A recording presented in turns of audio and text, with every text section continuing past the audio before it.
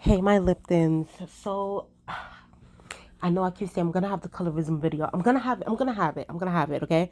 But it's just like there's so much news that's just hitting me, and it's like I want to do quick videos right off the bat.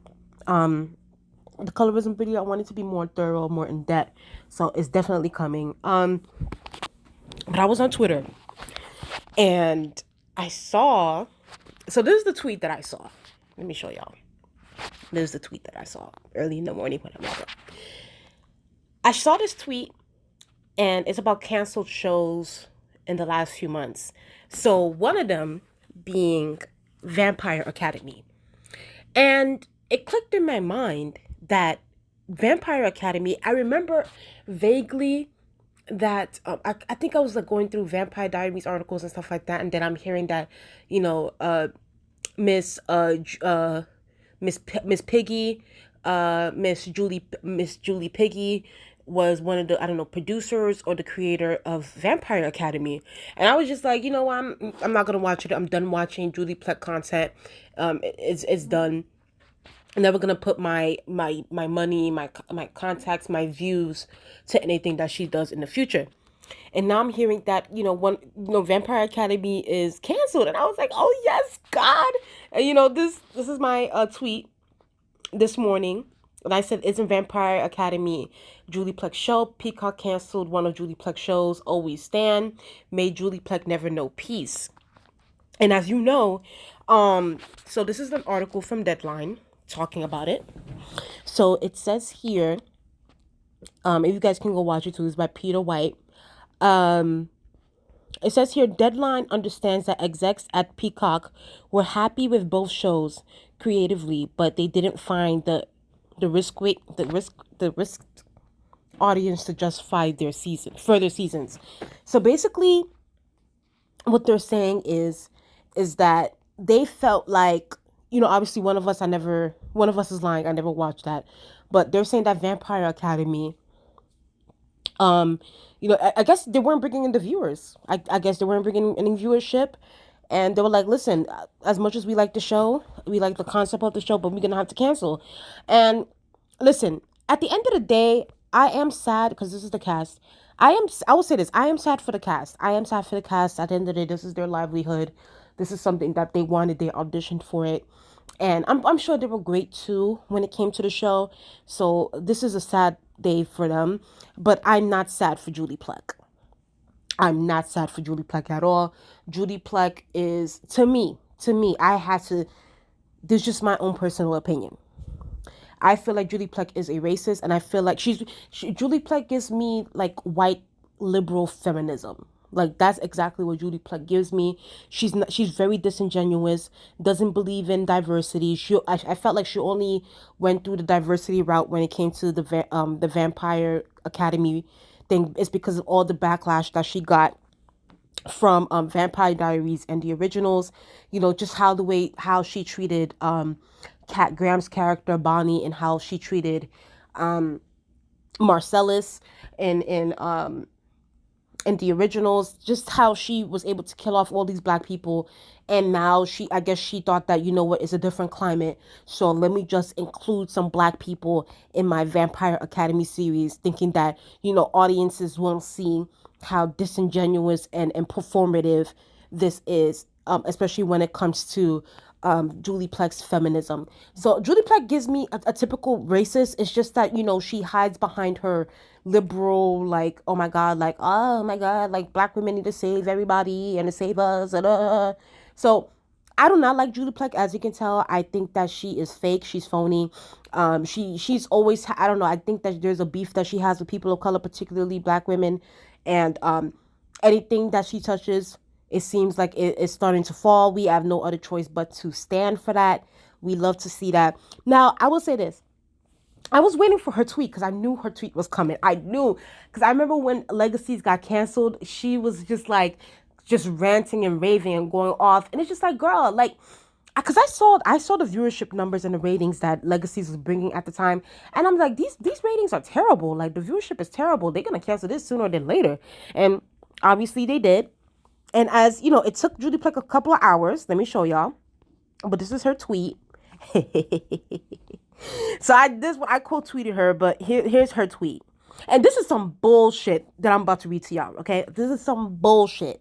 So this person named Maggie Lovett, I don't know what her name is, she says that I'm very grumpy about Vampire Academy cancellation and also thinking about how with today's dire state of streaming, long-running hit series like Buffy the Vampire Slayer and Vampire Diaries would absolutely have been canned in their first seasons. Shows are given no chance to grow global audiences with their insane staggered debuts. By the time a show finally gains fans around the world, it's already been canceled. It makes no sense. How do you expect to retain subscribers when you constantly kill shows? All I can say is I hope another streamer decides to save Vampire Academy because it's barely given a chance to thrive. It has ready-made fan base, but it also was locked away at Peacock and hard to find outside of the US. Yada yada.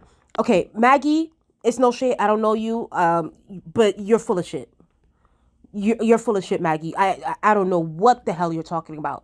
You're full of it. And this is what Julie Plec said. Of course, her dumbass has to say some shit.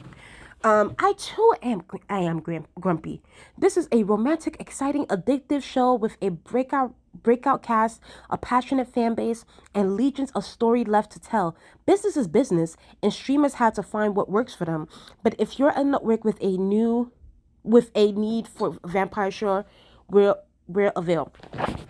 First of all, I want to call bullshit on like Buffy the Vampire Slayer and Vampire Diaries wouldn't have been a hit in today's climate of streaming. That is absolute mess. How the hell are you gonna say that when Vampire Diaries and the originals came on Netflix, right? Especially during the pandemic, it came on Netflix. The show brought in numbers that they haven't seen before in a long time with streaming. So, and on top of that, it's like during that time, apart from everything else, of course, because the story was mostly was around Elena and what's going on with her, but it's like the characters were already established. The storyline was easy to follow. We were able to connect the dots. Okay, it was a mystery, and let's be very clear. We need to be honest. During the time when Vampire Diaries came out, I don't know if y'all remember, but the climate and the way, because at the time I was in middle school when all these like Twilight, Vampire Diaries, Teen Wolf, True Blood, all this stuff was around when I was in middle school. That during those times, like it seemed like there was like a thirst, no pun intended, for like vampire werewolf shows and movies. Like it was just, I guess you could say it was like a fetishization culture around like vampires and werewolves and that sort of like mystical creature stuff. Is this There was a high for it at that time. So of course, during if had streaming been around during that time, it would have been popular during that time. And I honestly believe that if Vampire Diaries were around today and the originals, I still go back to watching the originals on Netflix. Had it been around, had it been aired today, I still think that it would have done well. Of course, we would have criticized it more, especially concerning how the black characters, the black witches and stuff like that are being treated. But I still feel like people would have tuned in.